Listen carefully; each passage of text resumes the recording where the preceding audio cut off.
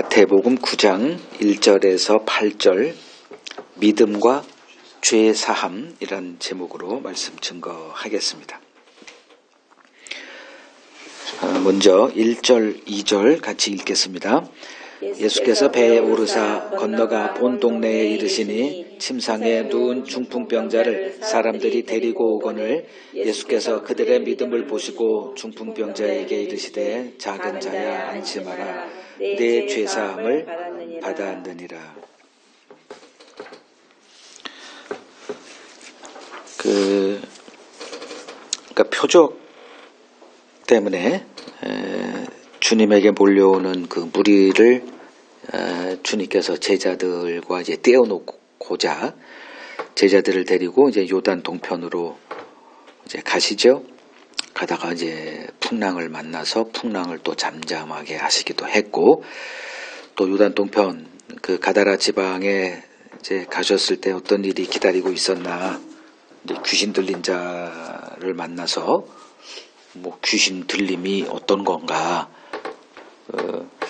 귀신은 그 예수님 앞에서 어떤 모습을 보였는가 좀 상세하게 살펴봤습니다. 또 예수님의 그 권세가 어떤 권세인지 우리는 예수님을 그냥 농담 삼아서 이렇게 대수롭지 않게 여기는데 정작 귀신들은 예수의 그 권세 앞에 꼼짝달싹 못하는 그 모습을 우리가 봤고요. 떠나고 싶은데, 그러니까 지금 자기들 세상 아닙니까? 이 세상이. 근데 갑자기 예수가 등장해서 자기들을 또 괴롭히는 거예요. 근데 그게 자연스러운 모습인데 그들은 그걸 견뎌내질 못하죠. 그게 이제 귀신에 사로잡혀 있는 이제 우리들의 실상이고, 우리들도 하나님을 이렇게 싫어하잖아요. 뭐 하나님 뭐 동행해 주세요. 그건 무슨 뜻인지는 뭐 수도 없이 제가 설명을 했고, 그래서 예수에게서 떠나면 되는데 떠날 수도 없어. 그래서 예수님에게 떠남을 허락을 하죠. 떠나게 해주세요. 그러니까 떠나라는 주님의 허락을 떨어지자 이제 돼지떼로 들어가. 돼지떼는 귀신을 받고 견디질 못해서 뭐 말이 되는지 모르지만 자결을 했다 그러죠. 근데 우리는 귀신과 동거하는 거를 즐기죠. 왜냐하면 같은 종자니까 그래요. 같이 독립체가 돼서 내 멋대로 사는 그 모습이 이제 귀신과 같은 동류가 된 우리들의 모습이죠. 이제 다시 예수님께서 배에 올라 이제 건너편 본 동네, 여기서 본 동네라는 것은 이제 그냥 예수님이 거하시는 동네 그 뜻입니다. 이제 가버나움이죠. 이제 거기를 이제 다시 돌아가세요. 이제 무슨 일이 또 있나 봤더니 2절에 그 침상에 누운 중풍병자를 이제 사람들이 데리고 옵니다. 이제 그 누가복음은 좀 더 상세하게 이제 기록이 돼 있기 때문에 그걸 좀 설명을 좀 보충할게요. 그 누가복음 5장 18절에서 19절을 보면 이제 이 중풍병자를 이제 들고서 실어 왔으니 뭐 최소한 뭐 4명은 이렇게 들었을 거예요. 근데 사람들이 너무 많이 몰려 있기 때문에 예수에게로 나아갈 수가 없어요. 그래서 어떻게 했는가 하면 지붕에 올라간 거예요. 그래서 기와를 벗기고 그 병자를 이제 침상째 이렇게 줄로 이렇게 예수에게 이렇게 내려 보낸 겁니다. 참 극성도 대단하죠. 그러니까 이제 그 예수에게 어떻게 나아가서 병 고침 받고자 한 이제 다른 사람들이 아마 와 졌다 그랬을 거예요. 이야 저 정도냐. 그걸 예수님이 그들을 이제 지켜보시는 거죠. 지켜보시고 그들의 행위를 보시고가 아니라 그들의 믿음을 보시고, 여기다가 이제 줄을 치시고 이제 또 이걸 해석하면 됩니다. 그들의 믿음을 보시고 이제 중풍병자에게 이르시되 작은 자야 안심하라. 여기서 또 작은 자라고 하세요. 주님은 큰 자를 상대하실까요? 작은 자를 상대하실까요? 낮아진 자를 상대하세요. 그래서 우리를 낮은 자리로 이렇게 내려보내셔서 우리와 상대하세요. 마음이 교만하면 여러분도 싫어하잖아요. 예수님도 마찬가지예요. 높아진 마음 상대하지 않습니다. 그래서 우리를 그냥 낮추신 다음에 예수에게 이렇게 예수를 바라보는 자 되게 하거든요. 그래 놓고 그에게 뭐라고 선언을 하시냐면 내 죄사함을 받았느니라. 이런 말씀을 하시는 거예요. 지금 이 사람들은 죄사함 받고자 나온 게 아니거든. 병 고침 받고자 그 간절함 가운데 이제 예수에게 나왔는데 예수는 그들에게 다른 걸 주세요. 자, 그들의 믿음을 보시고 내 죄사함을 받았다라고 이렇게 기록해 놓고 있습니다. 그러니까 여기에 그 연결고리를 잘 이렇게 연결을 시켜서 봐야 됩니다. 믿음의 결국이 곧 뭐다? 죄사함이라는 것을 암시해 놓고 있습니다. 근데 우리는 이걸 못 보죠. 우리는 이걸 성경을 통해서만 알 수가 있는 거예요. 그러니까 이 사람들은 조금 아까 설명했듯이 병 고침 받고자 온 거예요. 근데 주님은 그걸 이제 그들의 믿음을 보셨다. 그럼 이들의 믿음을 좀 분석해 보자는 게 제 취지예요. 첫 번째가 이제 좀 믿음에 대해서 조금 상수를 할 겁니다. 이제 하도 믿음에 대해서 오해가 많기 때문에 이제 요 시간에 전반부 요 시간은 그 믿음이 어떤 거고 그리고 믿음은 도대체 어떤 식으로 진행이 되어지느냐 그거를 좀 정리하는 시간이 됐으면 좋겠어요. 믿음은 뭘까요? 믿음은 바라보는 거죠. 뭘 대상이 있어요. 분명히 그냥 막연하게 난 믿습니다. 그건 좀 빨리 벗어나야 돼요. 믿음은 대상이 있는 거예요. 믿음의 대상. 그럼 여기서 지금 믿음의 대상이 뭐죠? 그리스도죠. 이들은 예수만 바라보고 온 거예요. 이게 믿음이에요. 그러면 이게 온전한 믿음이냐? 아니죠. 그러니까 예수를 바라봤는데 예수에게서 뭘 바라봤느냐? 병 고치는 능력을 본 거예요. 요걸 어린아이의 믿음이다 이렇게 얘기를 합니다. 그러니까 이거는 이제 육적인 믿음이다. 아직까지는 어린아이예요. 그러니까 내 지금 육적인 것, 이 땅에 속한 것, 뭐 가난해졌다. 돈이 필요해. 근데 예수님이 뭐 우리의 소망이 되고 목자가 되고 뭐 왕이 된다. 뭐 이걸 들었다고 칩시다. 그럼 예수를 바라보고 예수에게 나왔을 때 뭘 구하겠어요? 돈을 구하죠. 지금 사업을 해놨는데 사업이 망하기 직전이에요. 뭐 지금 이렇게 뭐 갑자기 큰 무슨 병이 걸렸는데 병원 가도 못 고치고 뭐 이건 뭐 죽음을 기다리고 있는 사람들 뭐 기도원에 가서 뭐 기도원을 바라보고 가는 건 아니죠. 예수를 바라보고 가죠. 믿음은 뭐다? 예수를 바라보는 거다. 근데 예수를 바라보는데 이들의 지금 예수를 아는 지식은 어디에 머물러 있어요? 그냥 우리의 현실 문제를 해결해주는 마치 그 알라딘 요술램프의 지니와 같은 수준에 머물러 있는 거예요. 근데 이걸 탓할 수는 없죠. 지금 여러분들이 예수님 믿을 때 죄사함 받고자 예수 믿은 사람이 있으면 손 들어보세요. 이 지구상에 죄사함 받고자 예수 믿은 사람은 아마 아무도 없을 거예요. 현실의 어떤 문제, 그 불행, 여기서 건진받고자 뭐 기도원을 가거나 누가 뭐 예수 믿으면 어떻더라 해가지고 교회를 가거나 다 그랬을 거예요. 그죠? 우리도 마찬가지였었고요.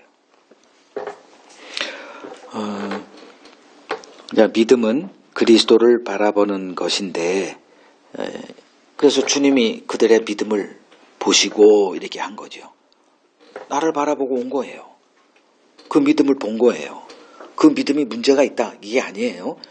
그러나 그들의 믿음은 지금 가장 어린아이 수준에 머물러 있었다. 그러면 믿음은 어느 과정을 거쳐야 된다는 거죠? 자람의 과정을 거쳐야 된다는 거죠. 요걸 기억하라는 거예요. 그래서 여러분들의 지금 믿음이 여전히 이 육적인 것에 머물러 있다면 이제 그 단계를 높이라는 거예요. 그렇지 않으면 하나님을 그 수준밖에 못 봐요. 이 세상도 그 믿음의 그 분량 수준만큼밖에 못 봐요.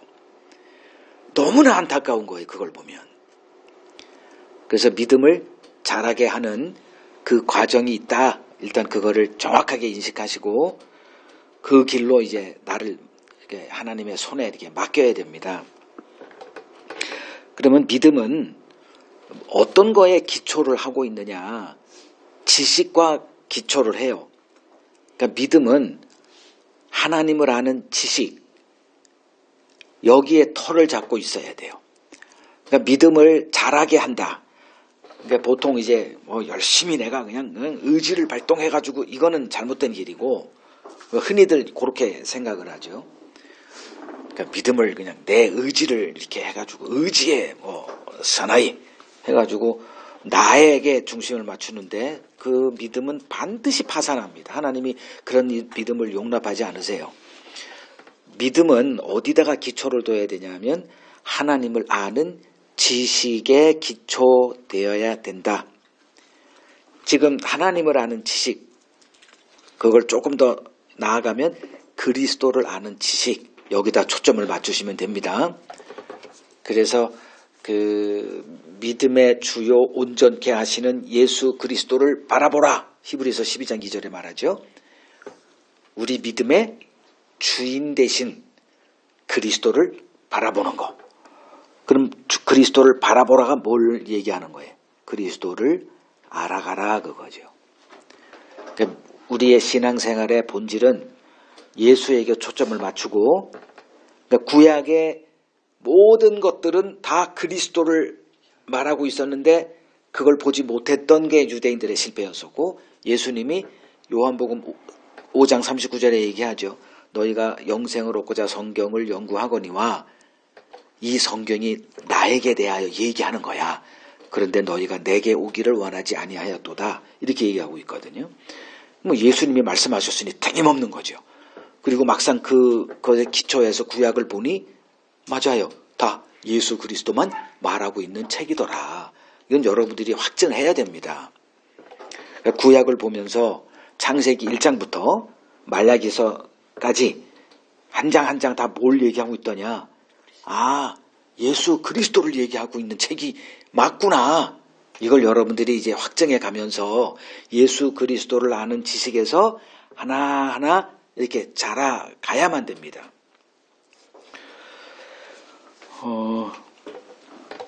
지금 이 사람들은 그리스도가 누군지 알긴 아는데 너무 편협한 지식이죠.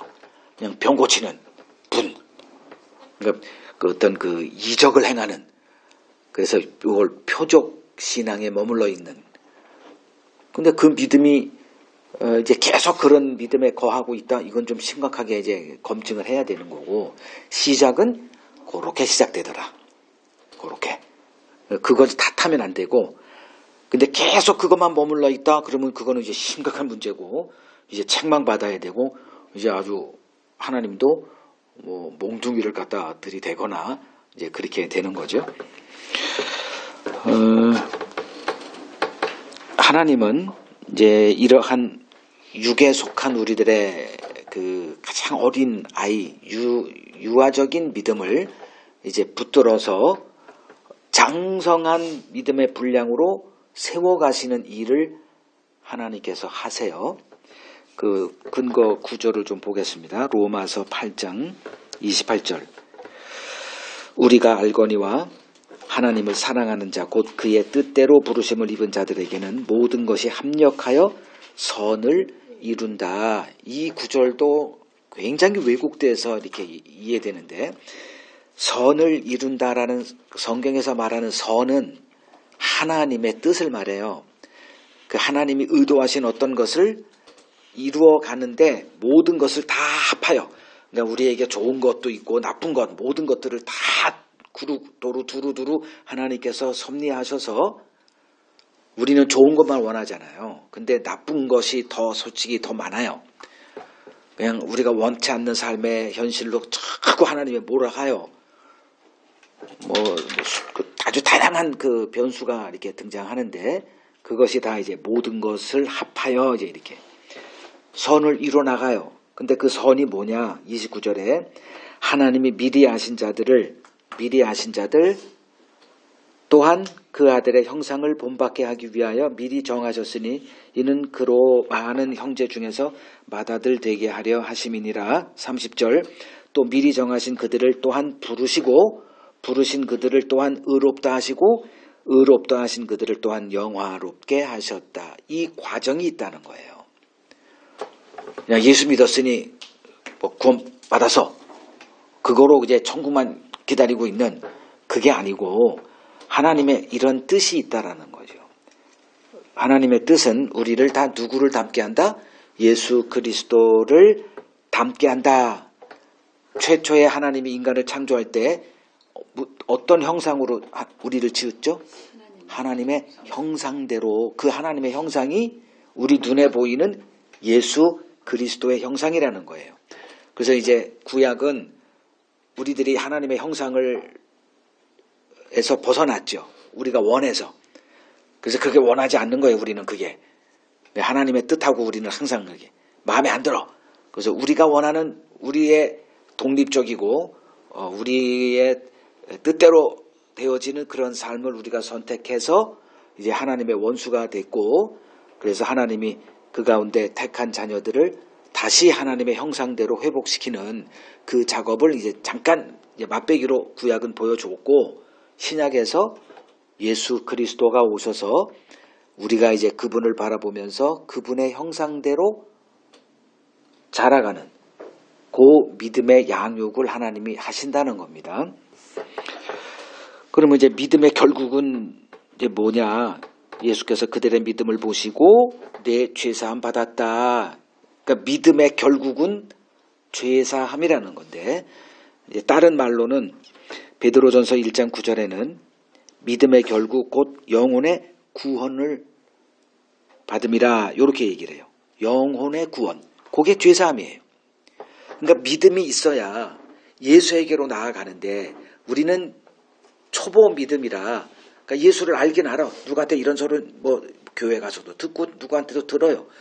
아, 예수님 믿음은 좋은 거구나 해가지고 예수님에게 나아가서 이 사람들처럼 내 현실의 문제를 해결받고자 하죠. 그랬더니 주님이 그들의 믿음을 보시고 죄사함을 선포하죠. 이건 우리들이 원한 건 아니죠. 그러나 이게 궁극적으로 하나님이 우리를 인도하시는 길이에요. 죄사함으로 우리의 관심을 이끌어 가십니다. 그럼 죄가 뭐냐? 이제 여기에 이제 또 우리가 이제 관심을 가져야 되겠죠. 이 과정이 얼마나 걸릴까요? 그냥 질병에서 고침받고, 내 지금 불행해서 어떻게 좀 고침받고, 너무 힘들어 인생이. 그러니까 예수 믿으면 좋아진다니까. 그래서 이런 문제도 해결받고자 하는 이 초보적인 믿음에서 죄사함까지의 이 믿음을 이걸 잘하게 하시는데 이 과정이 얼마나 걸릴까요? 평생 걸려요. 평생 걸리는데 아브라함의 예를 제가 들어서 설명할게요. 하나님께서 아브라함을 통해서 우리에게 말씀하시는 게 뭐죠? 믿음의 자람이죠. 믿음의 연단, 보통 이렇게 얘기하죠. 연단이라고 하는 거는 아주 그 불을, 그 쇠를 강철로 더 강한, 그러니까 그 쇠가 그 흙에서 나오잖아요. 흙을 이렇게 좀 이렇게 하면 거기서 이제 철이 나오고, 근데 그 철은 이렇게 툭 치면 툭 부러지는 별 쓸모없는 철이 되거든요. 그거를 이제 연단을 해서 불로 또 집어넣었다가 또 물에다 담갔다가 또 두들기고 막 이 과정을 연단한다, 재련한다 이제. 그래서 믿음도 동일하게 뜨거운 물에 용광로에 집어넣었다가 시뻘겋게 했다가 찬물에 갑자기 팍 뛰었다가 망치로 그냥 연마질을 해가 이걸 연단이라고 하거든. 그러니까 우리의 믿음은 가만히 있으면 강해지는 게 아니라 누구 손에 붙들려야만 이게 강해지거든요. 그걸 누가 한다? 하나님이 하세요. 그 하나님의 일이에요. 하나님이 내가 너희를 그리스도의 형상만큼 내가 성장시켜 주겠다 약속하셨거든. 하나님이 약속하신 것 곧 현실이다. 우리들의 미래가 꼭 그렇게 된다는 거예요. 우리가 아무리 고집피고 미꾸라지처럼 도망가도 언젠가 하나님이 찾아와서 다시 우리를 그 연단 과정에 집어넣어요. 그래서 그리스도의 장성한 분량만큼 우리를 세우시는 게 하나님의 일이에요. 그러니까 우리의 미래의 모습은 누구와 닮아 있다? 예수 그리스도의 모습으로 우리가 닮아져 있다가 이게 정답이에요. 지금은 좀 초라하고 볼 때마다 실망하고 탄식하지만 궁극적인 목표는 하나님이 그렇게 이루실 거니까 그걸 믿고 나아가면 이제 되는 거죠. 자, 아브라함을 처음에 부르실 때 아브라함에게 뭐라고 약속했어요? 뭐 큰 민족 주겠다. 그죠? 너를 대적하는 놈을 내가 그냥 손봐주고 너를 이렇게 잘해주는 자를 내가 복되게 해주겠다. 이건 무슨 조폭 하나 우리 편이 된 것 같잖아요. 그 처음에 이제 저도 이제 이 신앙이지 배는 게 없더라고. 그분이 내 아버지가 됐다. 보통 이렇게 그냥 이렇게 거품이 막 들어가고 그런 적 있잖아요. 세상이 다 내 것 같고. 처음에 이제 그러잖아요. 애들도 아버지 이렇게 보면 아버지가 뭐 세상 주름 잡는 사람 같아. 그래서 나중에 이제 컴 가면서 아버지도 약하고 어디 가서 굽신굽신거리고 그 초라한 모습 보면서 또 이 현실 현타라 그러나 뭐 그렇게 되는데 아브라함이 이제 처음에 부름 받았을 때 그 믿음의 그 초기 모습이 어린아이잖아요. 아브라함도. 그러다가 이제 실망하고 뭐 기근 때문에 도망가고 그러다 애굽으로 또 갔다 가고 그래서 하나님이 하시는 어떤 과정을 거치면서 조금씩 그가 하나님이 이런 분이구나. 와, 이거 보통 신이 아니네. 그때는 수많은 신들을 섬기고 있었으니까. 그러니까 나를 찾아오신 이 신이 이 하나님이라는 분이 보통이 아니네. 이 믿음이 이제 조금씩 성장해 가요. 뭘 알아가면서 하나님을 아는 지식에서 자라가면서 그의 믿음이 점점 강인한 믿음으로 이렇게 자라가죠. 얼마나 걸렸어요? 아들 기다리는 데만 25년. 75세에 구름받아가지고 100세에 났으니까 그 기간만 25년이에요. 그냥. 그리고 또 한 번 더 있죠. 걔가 성장해서 그 이삭이 한 15, 20? 한 10년, 20년 더 기다려야 돼. 그때 하나님이 이제 아브라함의 믿음을 또 시험하고자 찾아오시죠. 창세기 22장에. 그리고 네 사랑하는 독자 이삭을 번제로 내게 바쳐. 갑자기 죽이라고 합니다. 근데 물론 깜짝 놀랐겠지만 그 시험을 통해서 한 단계 더 업그레이드가 되죠. 죽이라고 했으니 죽을 텐데 얘가 그러면 약속이 다 끝나잖아요. 얘를 통해서 나의 이 후손이 바다의 모래알과 같고 하늘의 별과 같이 그걸 이루려면은 다시 살리겠구나. 그러니까 하나님의 손에 의해서 이 부활 신앙까지 이렇게 더 커지는 거예요. 하나님은 하실 수 있겠지. 아니 죽은 내 몸, 죽은 내 아내의 이 죽은 자와 같은 생명이 날 수가 없는 나이 100세예요. 그리고 내 아내는 사라는 90세고 어디서 애가 나옵니까? 근데 애가 나왔거든 거기서. 근데 죽이라고 하니 죽은 다음에 다시 살리겠구나. 그러니까 이제 그 믿음 가지고 가서 진짜 죽이려고 할 때 됐다라고 하죠. 물론 죽이고 다시 살려낼 수도 있지만 그렇게 안 하시고 됐다. 내가 이제 나를 경외하는 줄 알았다. 그리고 천하 만민이 너로 인하여 복받을 거다. 이렇게 되잖아. 그러니까 믿음을 어디까지 이끌어가느냐? 하나님이 어떤 말씀을 하시든 그 말씀에 순종할 수 있는 자까지 세워가신다. 그게 예수님이 보인 믿음이에요. 그냥 십자가에 가서 죽어라.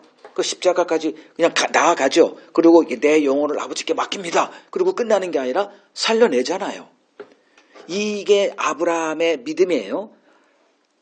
그 아브라함의 이 믿음을 보인 자가 아브라함의 후손이 되는 겁니다. 아브라함의 그 육신의 혈통, 뭐 이게 문제가 되는 게 아니라 하나님께서 그 믿음으로 우리를 이끌어 양육을 받게 하신다. 이게 아브라함을 통해서 우리에게 보여주는 거예요. 뭐 구체적인 성경 구절은 이제 여러분들이 이걸 프린터해서 은복마을에 가서 이렇게 하시면 되고, 뭐 이렇게만 하겠습니다.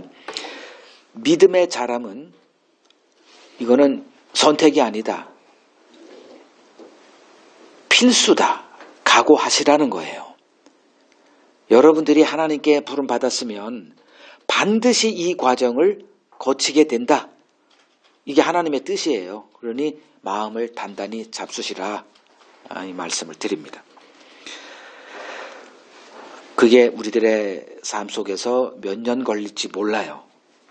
어떤 사람은 좀 짧을 수도 있고 길 수도 있지만 하여간에 목표는 아브라함이 보인 그 믿음의 과정까지 세워나가신다. 그 믿음의 연단을 하나님이 이루어 가신다. 근데 계속 그 오랜 세월 동안 그 믿음 생활 하면서도 이 믿음의 성장이 없을 때 그 구절이 히브리서 5장에 나옵니다. 가보시죠. 히브리서 5장 12절. 때가 오래되었으므로 너희가 마땅히 선생이 되었을 터인데 너희가 다시 하나님의 말씀의 초보에 대하여 누구에게서 가르침을 받아야 할 처지니 단단한 음식은 못 먹고 젖이나 먹어야 할 자가 되었도다. 그 믿음의 연단이 됐다는 얘기는 이제 하나님의 말씀의 초보에서 벗어나 어떤 음식, 하나님의 말씀 안에 담겨져 있는 단단한 음식. 보통 제 설교가 지금 계속 단단한 것만 이렇게 쏟아내니까 사람들이 불안해하고 제 설교 들으면 좀 그러죠. 그 초보를 가리키는 설교는 넘쳐나잖아요.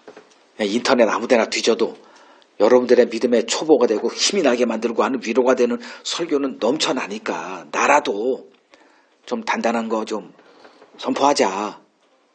싫으면 듣지 말으시면 되고.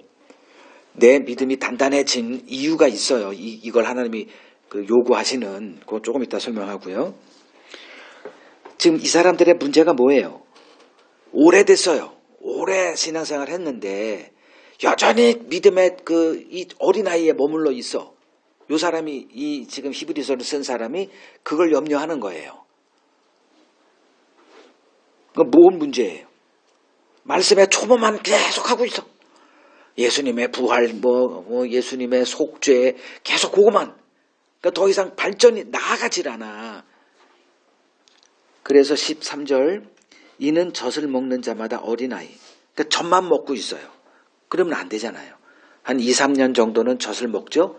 그 다음에 이제 단단한 음식을 이제 먹어가야 되잖아요. 그래야 뼈도 튼튼, 몸도 자라가면서 이제 세상을 견뎌낼 수 있는 이제 이런 성인으로 자라가는데, 13절, 젖만 먹으니 뭘 경험하지 못한다? 의의 말씀을 모르는 거예요. 왜 의의 말씀이라고 했을까? 하나님이 우리에게 주시는 게 뭐다? 의예요. 그래서 그걸 복음이라고 그러죠.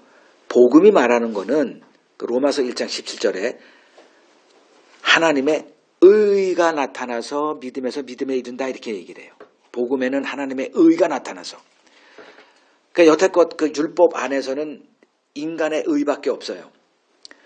그러니까 인간의 의 안에서 자기 종교적인 만족감 속에서 살 때는 어린아이예요. 그냥 어린아이예요. 완전히 어린아이. 그 조금 고난에 임하면 그냥 나가 자빠지고 나 예수 뭐 압니다. 이렇게 돌아지고 삐지고 뭐 교회도 떠나고 목사 불평하고 뭐 이렇게 완전히 어린아이죠. 근데 하나님의 의의 눈이 열리게 되면 어떤 사람으로 되느냐? 이건 연단을 받는 사람이 돼요. 그러니까 하나님의 의를 바라보는 그것을 성경에서 단단한 음식이다 이렇게 얘기를 합니다. 그래서 14절 단단한 음식은 장성한 자의 것이다. 그들은 지각을 사용함으로 연단을 받아 선악을 분별하는 자들이다 이렇게 얘기를 하죠. 그러니까 요 말씀을 여러분들이 좀 이해하셔야만 됩니다. 신앙생활 오래 하는데 믿음의 성장이 없어. 이유는 단 하나예요.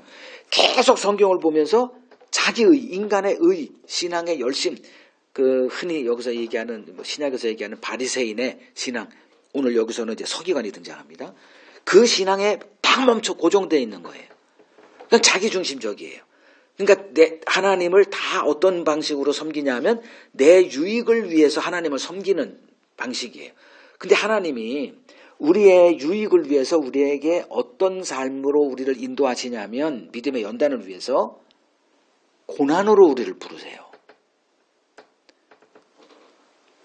근데 자기 유익을 위해서 예수를 믿고 예수를 이렇게 섬겼던 사람들이 갑자기 하나님이 하나님의 뜻을 위해서 우리를 고난으로 밀어붙이면 견뎌낼까요? 못 견뎌냅니다. 이제 그러한 그 어린아이 신앙에서 이제 장성한 신앙으로 이렇게 세워가기 위해서 하나님이 우리에게 뭘 눈을 열게 하냐 하면 하나님의 의에 대해서 눈을 열어줘요. 그 하나님의 의가 바로 예수 그리스도거든. 그래서 그 그리스도를 바라보면 그 그리스도의 삶이 보여요. 그분의 삶은 우리가 생각했던 그냥 예수 믿으면 이런 삶이 보장되겠지 그 삶이 아니라는 것을 보게 됩니다. 예수님의 삶에 과연 자기 기쁨이 있었나요? 하나님의 기쁨, 아버지의 기쁨을 위해서 자기 모든 기쁨을 다 포기하는 것밖에 없어요. 그게 하나님의 의거든. 그 그리스도를 바라볼 때 딱 들어오는 게 하나님의 의예요. 하나님이 보실 때 오름이 뭐다. 그 예수님의 삶. 그래서 여러분들이 예수님의 삶을 보지 못하면 보나마나 믿음은 어린아이로 계속 머물러 있을 겁니다.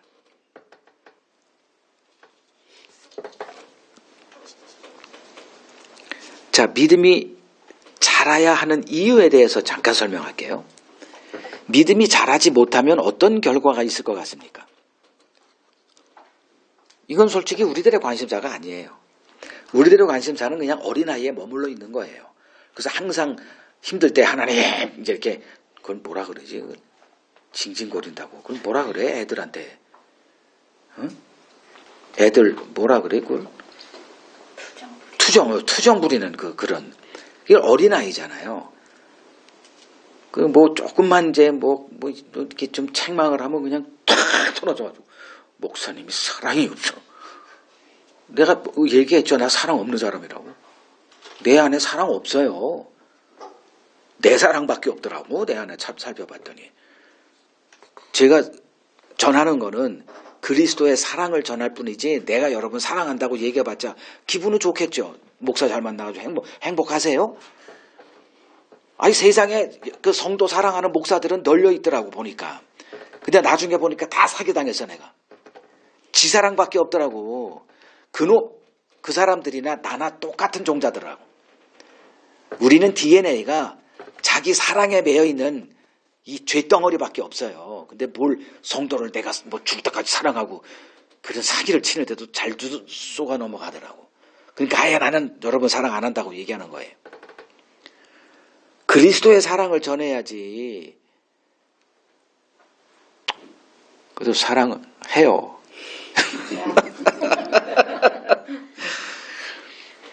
그 의도를 잘 이해하시면 넘어갈 일도 없는데, 자, 믿음이 자라게 하시는데 그 이유가 뭘까요?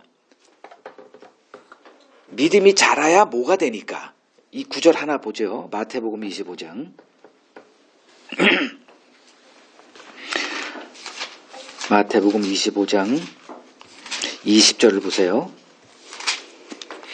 5달란트 받았던 자는 5달란트를 더 가지고 와서 이르되 주인이여 내게 5달란트를 주셨는데 보소서 내가 또 5달란트를 남겼습니다. 그 주인이 이르되 잘했다. 착하고 충성된 종아 내가 적은 일에 충성하였음에 내가 많은 것을 내게 맡기리니 이제 진짜 중요한 얘기 내 주인의 즐거움에 참여할지어다. 요게 하나님이 바라보시는 거예요. 근데 우리는 이게 안 보이죠. 주님이 우리에게 맡긴 달란트 어떤 사명이 있어요. 그 사명을 예수님은 속죄죠. 십자가에서 피를 흘려 영원한 속죄를 이루는 그 속죄가 주님의 달란트예요. 이건 예수님밖에 못해요. 내 피가 아무리 흘려봤자 단 한 명도 속죄의 능력이 발휘가 안 되거든. 왜냐하면 오염된 피이기 때문에. 근데 이제 우리들에게 이제 주님이 달란트를 맡기세요. 그러면 달란트를 맡기는 게 고난일까요? 즐거움일까요? 고난이죠. 그 달란트를 맡긴 걸 가지고 장사해서 달란트를 맡기는 건 고난입니다. 그걸 보고 이제 주님이 착하고 충성된 종아 네가 작은 일에 충성하였도다. 내가 너한테 더 많은 걸 맡길 테니 더 많은 고난을 줄 테니 그걸 통해서 뭘 참여하라? 내 주인의 즐거움에 참여하라. 다시 설명하면 네 주인 즉 하나님을 기쁘게 하는 그 기쁨 요거 잘 생각해 보세요. 여러분들이 그러니까 남자들한테 얘기를 하면 되지. 남자들 왜 고생해요? 왜 돈 벌어? 처자식 먹여 살리려고. 그리고선 돈 예를 들면 200만 원 받았어. 그리고 200만 원 아내한테 딱 갖다 줬더니 아내가 어떻게 해? 어우 잘했어. 어우 너무 좋아. 그럴 때 보람 느껴야 안 느껴요? 아유 그 엄청 느끼죠. 자, 이 기쁨이거든. 자, 지금 돈 버는 데 힘들어요 안 힘들어요? 아유 죽겠죠. 용 바가지로 먹고 실수해봐 또 그냥 뭐 너 지금 나이가 몇 살이야 이놈아 뭐 이런 소리 들어가면서. 근데 그 고난을 통해서 어떤 즐거움을 느껴요? 누군가가 기뻐하는 걸 바라보는 거죠. 이게 하나님이 의도한 인간이거든. 근데 그 기쁨의 대상이 누구예요? 하나님이 기뻐하신다니까. 그 하나님의 기쁨을 위해서 내가 지금 조금 수고하는 거. 이게 신앙의 본질이에요. 근데 믿음이 어린아이의 수준에 머물러 있으면 달란트 장사 했을까 안 했을까? 안 해요. 그 한 달란트 받은 놈 봐. 묻어놓고 그냥 있다가 와가지고 하니까 주님이 오셔가지고 이 악하고 게으른 놈아 은행에다 맡겨놨으면 이자라도 받지. 이 얘기 듣는다니까. 그리고선 결국은 주인의 즐거움을 걔한테는 안 주더라고요. 그게 지옥이에요. 네 즐거움만 평생 울어먹어라. 그리고 여행 다니고 뭐하고 이게 지옥이라니까요. 지옥은 어디에서 단절된 곳? 하나님의 기쁨에서 완전히 단절된 곳. 이걸 세상 사람들이 이해나 할까요? 이 얘기를. 믿음을 연단시키십시오. 여러분들의 믿음이 자라야 어디에 참여해? 하나님의 기쁨을 위해서 내 삶을 드릴 수 있는 이 기회가 주어진다니까. 이 세상이 왜 악하다 하느냐? 자기 기쁨에 빠져 있어. 오로지 내 기쁨밖에 없어. 그건 하나님이 창조한 목적하고 위배되기 때문에 하나님이 심판하시는 거예요. 이제 우리들의 신앙이 자라가면서 내 기쁨은 줄어들 것이고 누구 기쁨이 커져? 하나님이 내가 이렇게 하면 하나님이 기뻐하시겠지. 이 기쁨으로. 근데 이걸 누가 이 기쁨에 참여한다? 믿음이 연단받아서 그리스도의 분량만큼 자란 예수님은 무슨 기쁨으로 사셨을까? 내가 이걸 함으로써 아버지께서 누릴 그 기쁨을 바라보면서 십자가를 참으신 그 예수님의 믿음의 분량까지 자라게 하시겠다는 거예요. 천국은 우리가 생각하는 그곳이 아닙니다. 유대인들이 천국을 그렇게 생각하고 살았죠. 그 예수님이 오셔고 이제 메시아라고 하니까 이제 천국이 왔겠지. 그리고 예수를 바라봤더니 이게 오해했네. 그래서 이제 마태복음 22장 거기서 이제 그 비유가 나오죠. 혼인잔치 비유. 자기 천국은 마치 임금이 자기 아들을 위해 준비한 혼인잔치와 같으니, 그리고선 이제 예비된 그 초대받은 자들, 유대인들 말이에요. 다 와서 이제 잔치에 참여해라. 다 준비됐다. 그랬더니 참석합니까? 안 합니까? 천국을 실체를 본 거예요. 주인공이 자기인 줄 알았어. 자기 의에 보상이 받는, 보통 우리들이 요새 그러잖아요. 천국 차등 상급론 해가지고 바울과 같이 열심히 전도한 사람은 뭐 최고의 큰 빌라 같은 맨션 거기서 살고 전도도 안 하고 꾀만 피고 했던 사람들은 뭐 전부 그냥 뭐 주공 아파트 같은 데서 살고 그냥 계절 하는 그런 사람들은 어디 저 판잣집 같은 데서 그 천국에 이렇게 차등이 있다 이렇게 얘기하는데, 그건 사탄이 얘기한 지옥을 포장해서 천국이라고 말하는 것이고, 그 유대인들은 천국을 그렇게 자기가 이제 보상받는 천국으로 생각했다가 예수가 와서 전혀 다른 천국을 얘기했더니 어떻게 됐어요? 천국을 가요, 못 가요? 못 가죠. 다 거부하는 거예요. 그래서 제가 전에도 몇 번 얘기했죠. 신앙생활은 뭘 준비하는 거다? 천국을 견디어낼 수 있는 자로 준비하는 거다. 천국은 하나님의 중심이에요. 그 하나님의 기쁨이, 그래서 천국 가면 우리가 뭐 한다?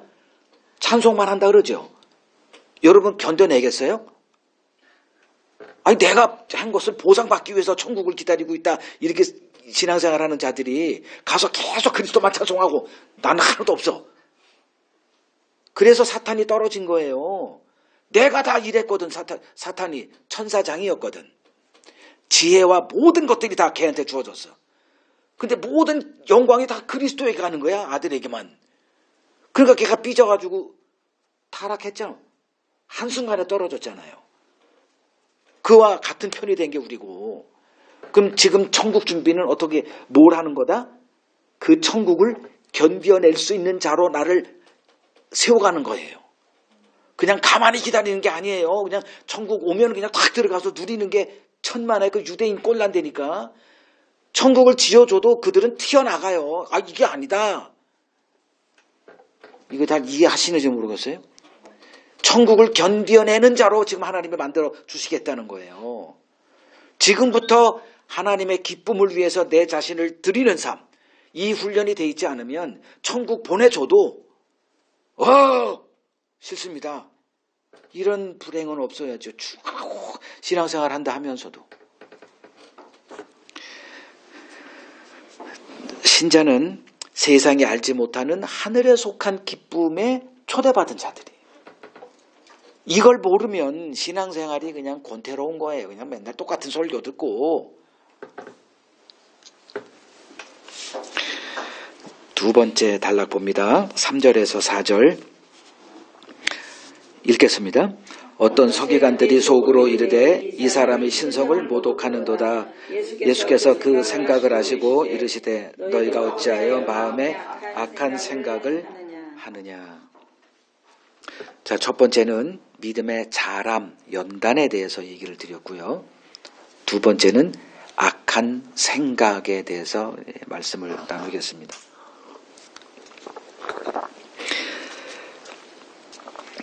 예수님이 그 중풍병자를 향해서 내 죄사함을 받았느니라. 이건 누구도 기대했던 게 아니죠. 고쳐주면 좋은 거예요. 빨리 나를 낫게 해주면. 그걸 기대하고 왔는데 뚱딴지같이 죄사함을 받았느니라. 그러니까 중풍병자가 지금 좋았을까 나빴을까? 이거 기대하지 않은 거예요. 이건 뭔 소리예요 지금. 이게 중풍병자가 뭔지 알죠? 아무것도 움직일 수가 없는 거예요. 완전히 그냥 옹기에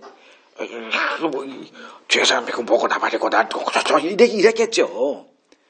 근데 그건 이제 나중 문제고, 서기관들이 옆에서, 서기관들은 왜 여기 왔을까? 책 잡으러. 이 사람들은 예수님의 책 잡으러 온 사람들이에요. 은혜 받고자 한 게 아니고. 이렇게 보이는데 걸렸어. 죄사함은 누구만 할 수 있어? 하나님만이 할 수 있는 거거든. 근데 일개 인간이 죄사함을 선포해? 지가 하나님이라는 거 아니야. 그래서 이제 신성을 모독하도다. 신성 모독죄. 예수님이 체포되고 그 대제사장 집에서 그 예수를 사형죄를 온도하려고자 여러 가지를 했는데 안 돼 이게. 그때 이제 예수님이 아이고 날 왜 이렇게 못 죽이냐 이놈들아. 그래가지고 예수님이 자기 스스로 입을 열었어요. 이제 때가 되면 내가 구름을 타고 올 텐데 이 얘기를 하니까 뭐 구름을 타고 와. 지가 하나님의 아들이라고 얘기하잖아요. 그러니까 이제 올컨이 됐다. 똑같은 일이 벌어진 거예요. 이렇게 신성모독하는 자가 더 이상 뭘 할 게 있냐? 얘는 사형에 해당하다. 딱 해가지고 땅땅땅 끝난 거예요. 그리고 이제 빌라도에 가서 사형 온도 받아가지고 이제 죽이면 되는 거예요.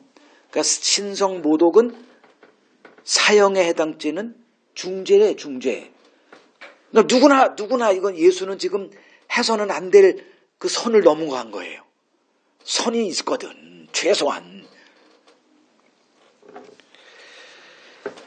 자, 그런데 속으로 생각한 거예요. 서기관들이 야, 너 신성모독했어. 이게 아니고 속으로 이렇게 아무것도 표현 안 했는데 예수님이 그들의 뭘 알아? 생각을 아시고 이르시되 너희가 어찌하여 마음에 악한 생각을 하느냐. 자, 악한 생각이래요.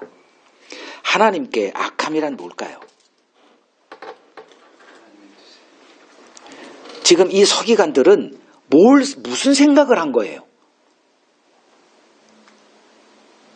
그걸 보고 예수님이 듣고 나서 그들의 생각을 하시고 너희가 어떻게 해서 어찌하여 마음에 악한 생각을 하느냐 이렇게 한 거거든. 그러면 이거 심각하지 않아요? 우리도 어떤 생각을 하는데 우리 생각을 보시잖아요. 그럼 주님과 같이 동행하려면 주님 보실 때 선한 생각을 하고 주님과 동행해야지. 낮단에는 뭐 나름대로 선한 생각이라고 막 이게 지금 그 서기관들이 악한 생각인 줄 알고 요 생각을 했을까요? 뒷단에는 올바른 생각한 거죠. 어찌 인간이 죄를 사하는 이 신성모독하는 이런 걸 할 수 있어? 근데 예수님은 그걸 보고 즉각 악한 생각이라 이렇게 규정을 하시거든. 이걸 우리가 알아야 되는 거예요.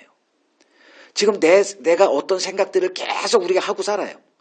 끊임없이 우리가 어떤 생각을 하고 사는데 하나님은 우리의 행동을 보는 게 아니고 우리의 떠오르는 그 생각을 보시고 규정을 해요.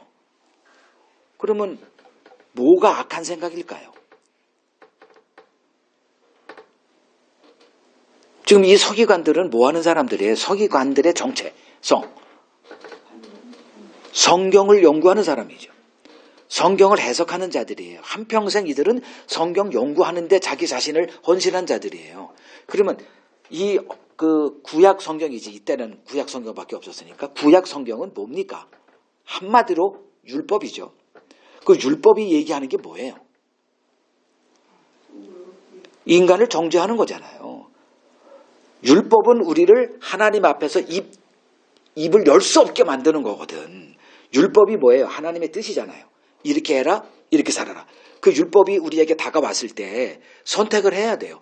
이 율법을 쫓아서 순종을 해야 되거든. 하라고 하니까. 근데 못해. 하나도 못해. 근데 한다고 생각했어요. 그 예수님이 오셔가지고 너희들 율법 지킨 거 하나라도 있냐? 무슨 그 가늠하다 잡힌 여자 데려다 놓고 자 율법에 따라 이 여자 어떻게 할 것을 한번 해보세요. 그러니까 예수님이 아이고 땅에다가 손가락 우리 굽혀가지고 땅에다가 뭘 썼다? 10계명을 쓴 거죠. 하나하나. 그러니까 사람들이 그걸 다 이렇게 뭐 하는지 갑자기 뭘 행동을 하니까 모든 사람들의 관심이 예수님의 손가락을 바라봤죠. 뭘 써? 이렇게 보니까 나 웬 다른 신 섬기지 마. 거기서부터 초장부터 내 마음에 다른 신들이 너무나 많은 걸 다 보게 되잖아. 그 다음에 우상 섬기지 마. 하나님의 이름을 망령되이 여기지 마. 안식일 지킴. 뭐 이런 것들, 부모 공경, 거짓말하지 마. 사진하지 마. 다 하나하나 하다 보니까 뭐 다 마음에 그냥 캥기는 게 한둘이 아니요. 그러니까 다 도망갔다 그러죠. 한 사람도 없어. 니들 중에 먼저 죄 없는 자가 돌로 쳐 죽여라. 아무도 못하고 다 도망갔다 그랬죠. 이게 율법이 하는 일이거든. 그러면 서기관들은 최소한 그 율법의 전문가로서 그 율법을 제대로 알았더라면 어떤 자로 지금 이 앞에 서 있어서 돼 있을까요? 하나님의 말씀에 온전히 순종하지 못한 불순종한 죄인으로 그 앞에 서 있어야 돼요. 그러면 죄가 문제잖아요. 그러면 죄인을 구원하러 오신 그리스도를 기다리는 자로 있었어야 되는데 그건 없죠. 뭐 당연한 거예요. 없어. 이 사람들은 어떤 신학 체제예요? 율법을 주신 이유는 그 율법으로 정죄를 받아서 하나님의 긍휼을 기다리라는 것은 이들의 사고에는 없어요. 율법을 뭐로 봤어? 자기 의를 쌓는 도구로 삼았다니까. 지금 이 서기관들이 그거예요. 그래서 나온 게 어디 이런 죄사함을 선포하고 있어? 이렇게 나온 거거든요. 자, 정리하면 좀 복잡하지만 그 어떤 생각을 주님이 악하다 하느냐.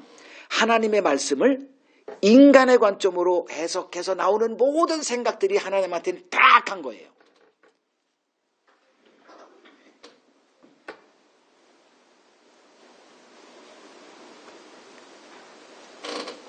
인간 중심적으로 성경을 바라봐. 그리고서 나오는 모든 설교도 하나님께는 악한 설교예요. 바리새인들이 하나님을 미워했어요? 사랑했다니까. 하나님을 사랑하고 하나님을 위해서 목숨을 던질 만하고. 근데 그들의 관점이 인간의 관점으로 바라보고 성경을 해석하고 적용한 결과 하나님의 원수가 됐다니까요.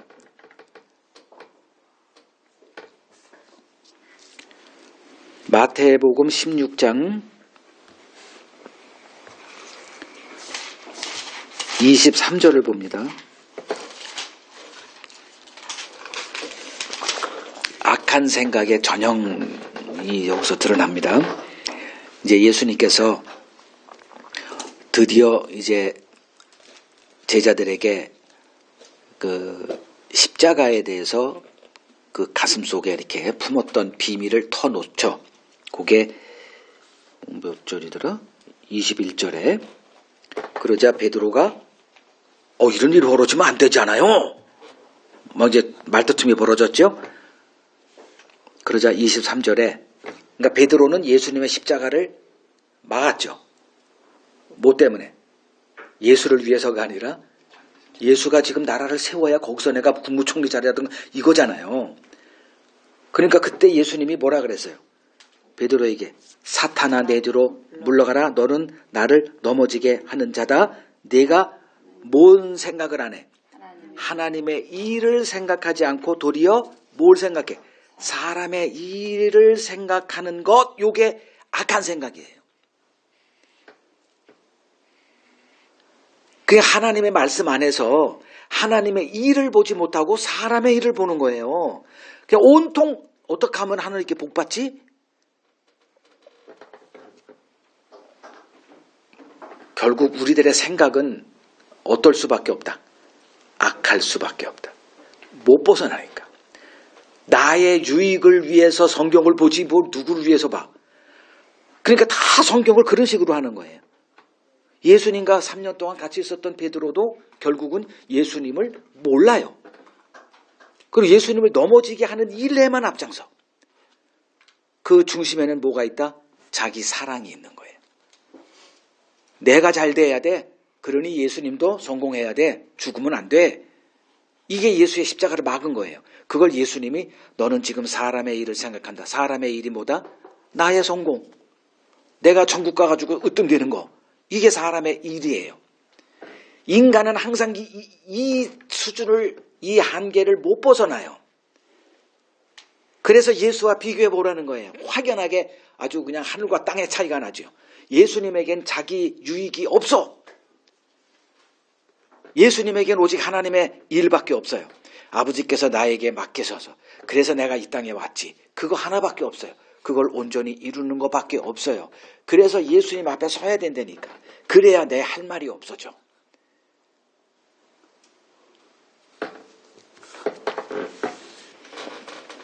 이 생각을 로마서에선 뭐라고 얘기하느냐?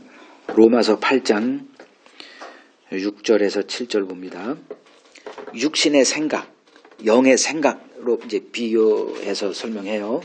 육신의 생각은 사망이요, 영의 생각은 생명과 평안이다. 지금 서기관들의 이 생각은 영의 생각이에요, 육신의 생각이에요? 육신의 생각이죠.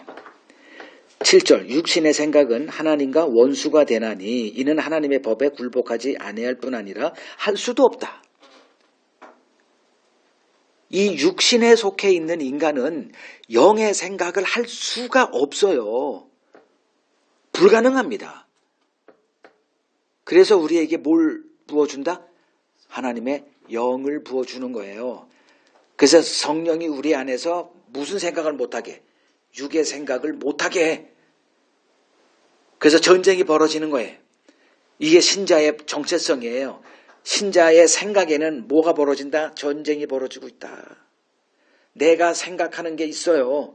이거를 제어해가지고 못하게 하는 브레이크가 장착이 돼 있어. 근데 우리는 브레이크를 떼버리려고 그래. 운전할 때 브레이크를 떼버리고 그냥 쫙 해가지고 어떻게 돼? 사고 나서 죽어버리지. 그래서 안전장치로 성령을 보내준 거죠. 그래서 영의 생각으로 따라 살 수 있도록, 그래서 영의 생각을 쫓아 행하라 이렇게 얘기하는 거예요. 그 영의 생각이 뭔지 어떻게 알아요? 육의 생각이 뭔지 막 혼재돼서 떠오르는 생각을. 그래서 성경을 보고 하나님의 생각이 뭐고 하나님의 일이 뭔지를 배워야 한다는 거예요. 이게 다 복합적이에요. 그냥 성령을 쫓아 행하면 되지 뭐, 성령이 알아서 한다니까. 그렇게 단순한 게 아니에요.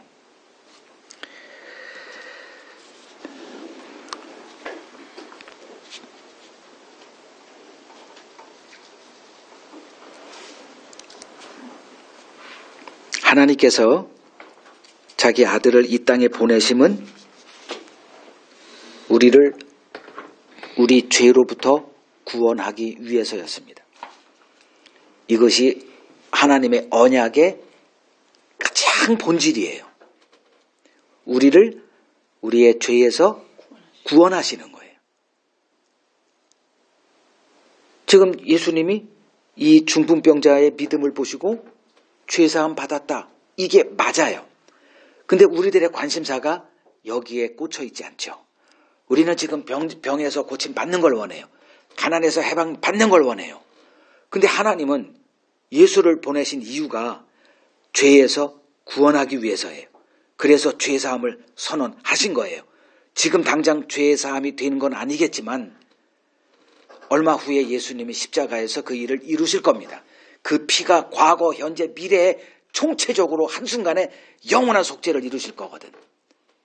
그게 하나님이 아들 예수를 이 땅에 보내신 목적이에요. 그럼 그 목적에 따라서 우리를 죄에서 건지시는 그 일을 하시는데, 그 건짐에서 우리를 죄에서 건지시는 그 일이 우리에게 기쁨이 되려면 죄가 뭔지는 알아야 아이고 고마워라 이렇게 될 거 아니에요. 여러분들의 지금 삶 속에서 신앙의 기쁨이 사라졌다? 이유는 뻔해. 죄가 뭔지도 모르기 때문에 그래요. 죄가 뭐예요? 하나님과 관계를 원수되게 만드는 원인이 죄예요. 그 죄로부터 건진받을 길이 없어. 이미 죄가 우리 안에 턱 달라붙어 있어. 이걸 뜯어내려니까 가죽이 벗겨지고 영혼이 벗겨지고 안 돼. 단 하나밖에 없어. 예수의 피가 우리에게 뿌려지는 것밖에 방법이 없어요. 그래서 예수님이 오신 거거든요. 그럼 지금 우리가 이 예수님의 그 죄사함의 이 기쁨이 누려지려면 죄가 얼마나 심각한 것인지는 알고 있어야죠. 없어 근데. 그러니 뭐 십자가 노래를 불러도 눈물도 없고 기쁨도 없고 그냥 십자가 그냥 냉소적이 돼버리는 거예요. 그냥. 그리고 딴 것으로 다 기쁨이 빠져 있어. 행사에다가 뭐 성도들하고 같이 사귀는 거, 그리고 장로 되는 거, 뭐 교회가 성장하는 거. 하나님이 지금 원하시는 건 뭐예요? 죄사함의 그 기쁨으로 안에서 하나님께 찬송 올리는 우리를 기대하시는 거예요. 있을까 없을까? 하나님이 지금 우리를 보시고 우리의 삶 보시고 하나님이 영광 받는 모습이 있어 없어요?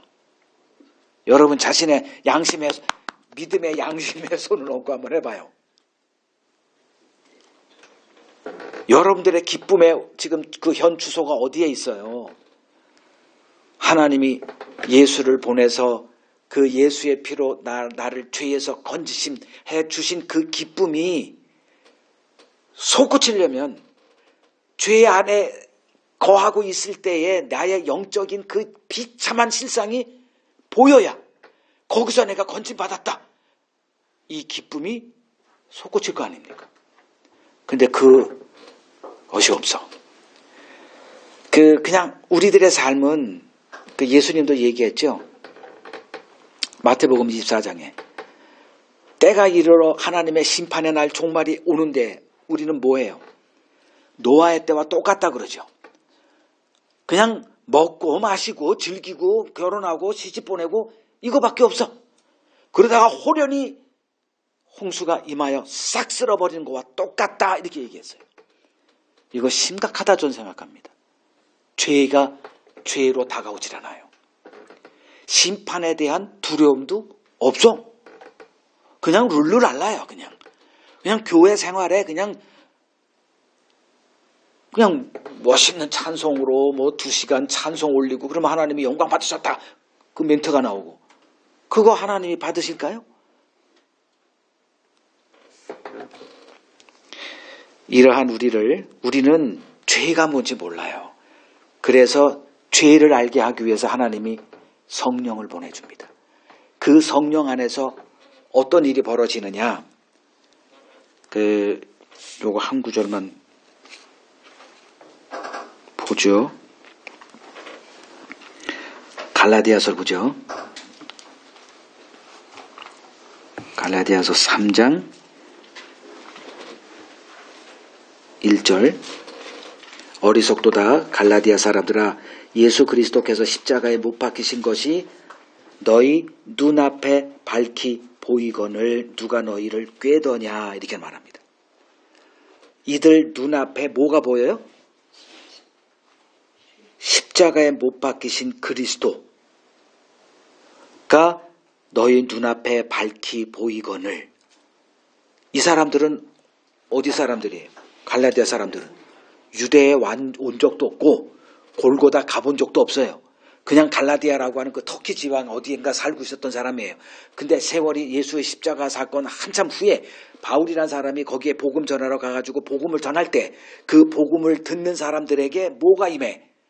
성령이 임한 거죠. 그래서 여기서 2절 내가 너희에게 말한 너희에게서 다만 이것을 알려 하노니 너희가 성령을 받은 것이 율법의 행위냐 혹은 듣고 믿음으로냐. 듣고 믿음이냐. 요거는 바울이 내가 전한 복음을 너희들에게 전할 때 너희들에게 믿음이 이게 생긴 것이 율법의 행위냐 아니면 성령으로냐 이제 그거죠. 성령이 임했을 때 그러니까 바울이 복음을 전할 때 어떤 일이 벌어져요? 듣는 이들에게 어떤 이들에게 성령이 임하여 바울이 전한 그 십자가 복음이 믿어짐으로써 그들의 눈앞에 뭐가 보였다?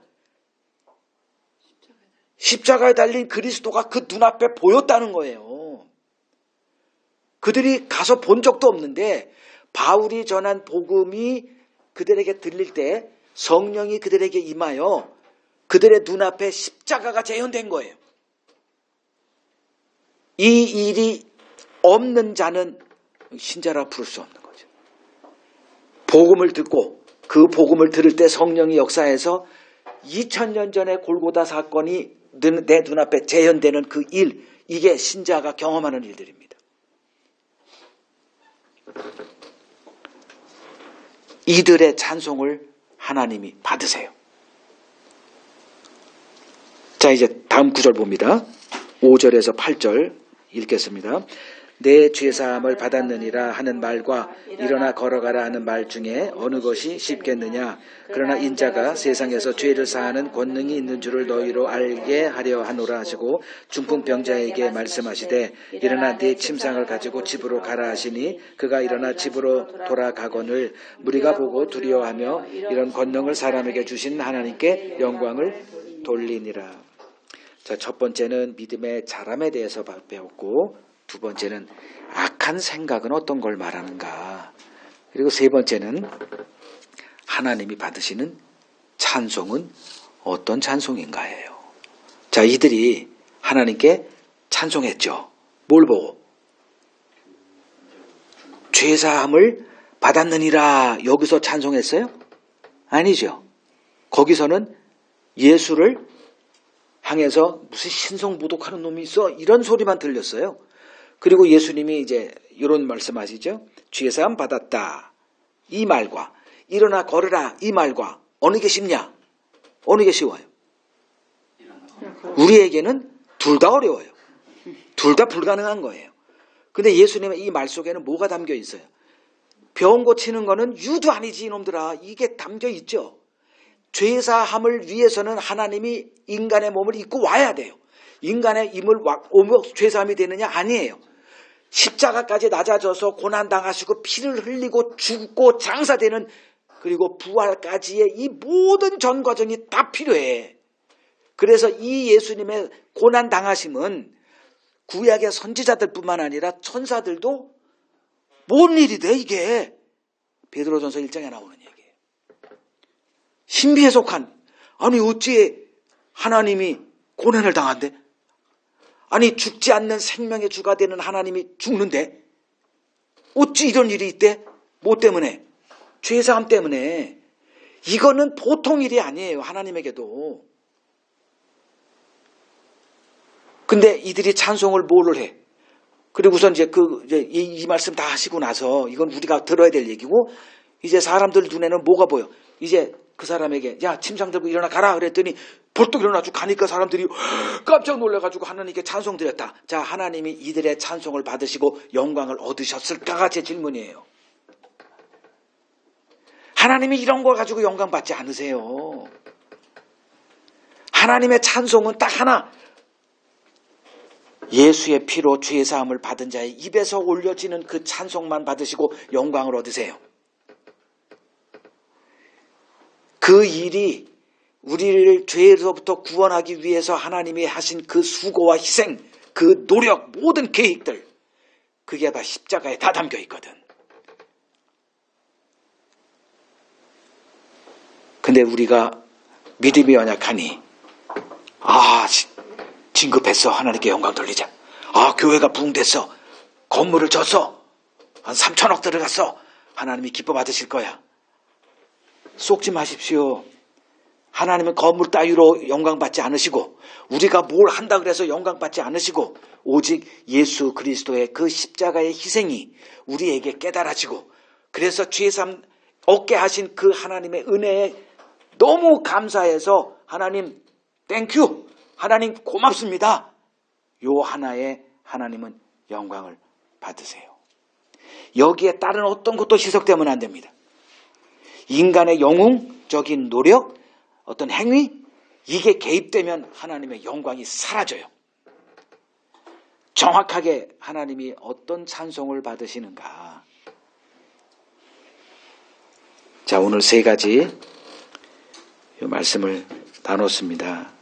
여러분들의 믿음이 장성한 분량까지 자라가시는 그 하나님의 일에 여러분 그냥 맡기세요. 몸부림치지 마시고 빼지 마시고 그냥 맡기십시오. 하나님이 여러분들을 그리스도의 장성한 분량까지 세워나가실 거예요. 그게 우리의 미래의 모습이고, 우리들의 생각, 끊임없이 우리들은 육적인 생각으로 우리들의 일을 생각하면서 하나님을 하고 이렇게 상대할 텐데 다 내려놓으십시오. 하나님의 성령이 우리 안에서 주시는 생각들에게 맡기시고 성령을 쫓아 행하시고, 그리고 단 한순간도 내가 그리스도의 십자가로 내가 죄사함을 얻은 자가 이 기쁨을 단 한순간도 놓치지 않고 이 예수의 그 피가 필요한 나의 신분 그 자리 한순간도 떠나지 않는 저와 여러분 되시길 소망합니다.